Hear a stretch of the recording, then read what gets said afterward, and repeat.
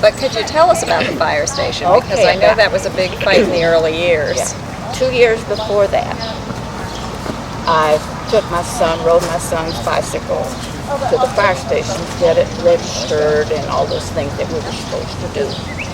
And the fireman said, well, I'm glad you came when you did, because we're going to shut down in a week or two. It's been known that we're going to close. And I think I like that. And he said, well, there's been another lady that didn't like it either, but she's given up on it.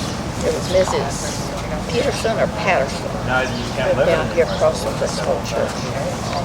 C, I guess.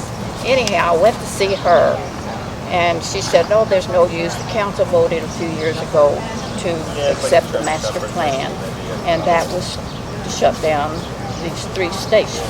They had already closed the one on East Avenue, and we were next, and then there was one on West End that was supposed to go. So, anyhow, I said, well, I'm going to try. So, it was scheduled. She said, there's going to be a hearing in 2 weeks. I had just 2 weeks for this. So, I didn't sleep much at night. I wrote this flyer, which is still around. It saved our fire station. And there's some details on it. And next morning I gave it to Walter, and he went off and had a bunch of copies. We got about 10 minutes. And so we distributed them. And then I decided, well, I'm going to have a demonstration. And I told the kids and Walter in the morning,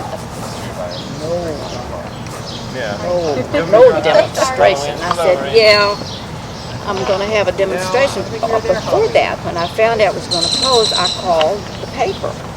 And I knew the editor, Sam Woods. And I said, Sam, they're going to close our fire station, and nobody knows about it because prior council had voted. And I went down and I looked for the minutes, and there was practically nothing said.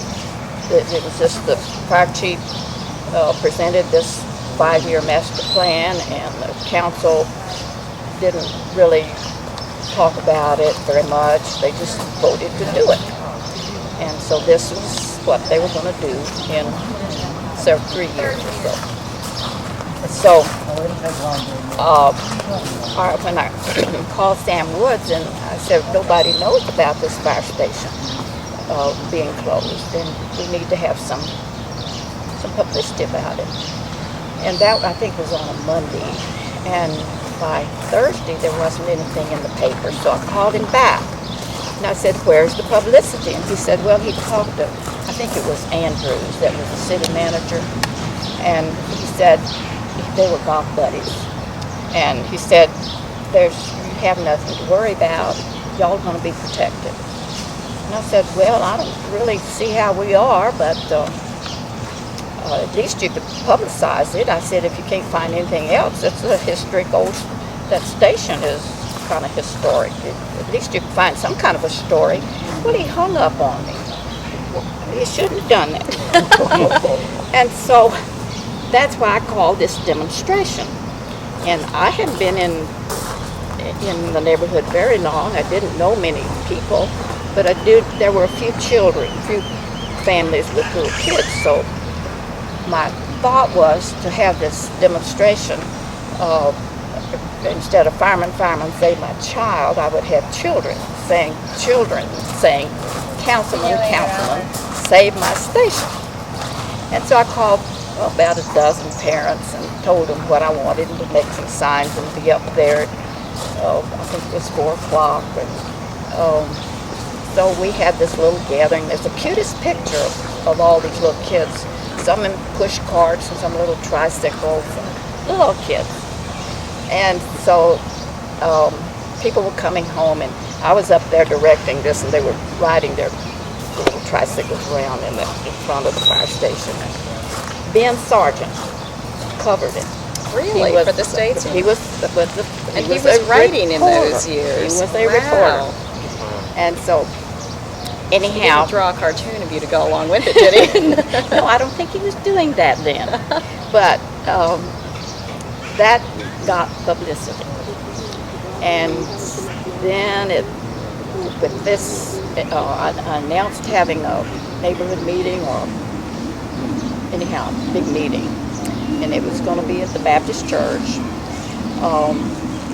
So that, and then these flyers, there was an old policeman that lived up near the fire station. He's retired. And he walked the neighborhood putting out these flyers. And on the Sunday, we put it at churches and parking lots and on cars. So when we had the neighborhood meeting, townhouse meeting, it was packed. There were gobs of people there. And here I'm running a meeting that I don't know anything about. So what I had done, all these council members had offices in their businesses or at their homes. They weren't down at the council.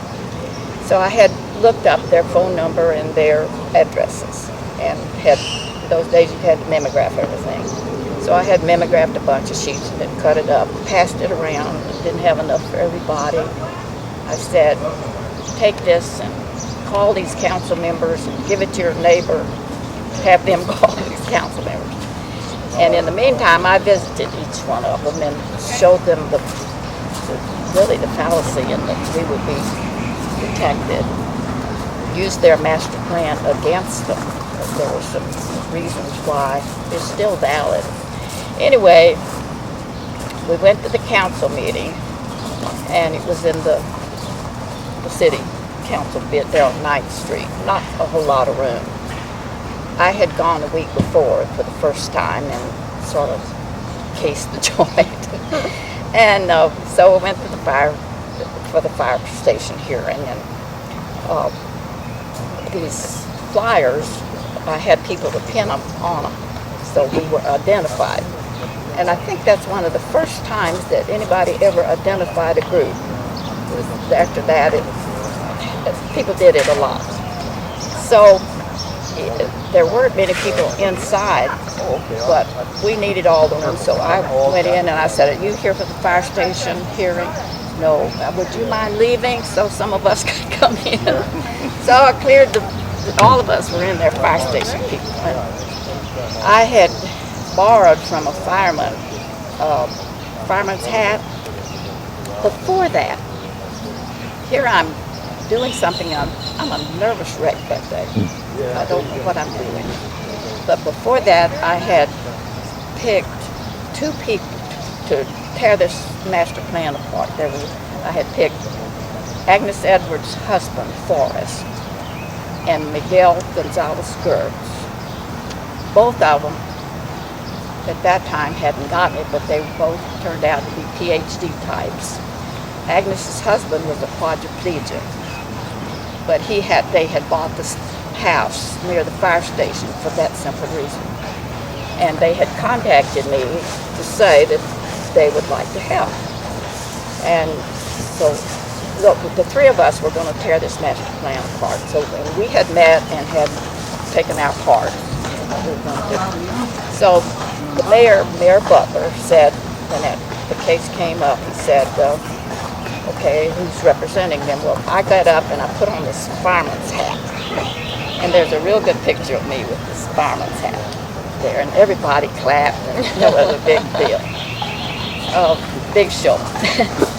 So he said, well, Ms. Richter, at our meeting last night, we decided not to close the station, so you all don't have to make this presentation. You don't have to say anything. We're going to keep it open. Well, I checked with everybody. That was agreeable. So we didn't say a word. Oh, after all that? After all that. But you got to wear your hat. What I said at first was that if you close that station, all of us are going to have to don fireman's hats to protect our neighborhood. That was my main statement. Anyhow, that's the fire station. That's how you story. save the firehouse. That's amazing.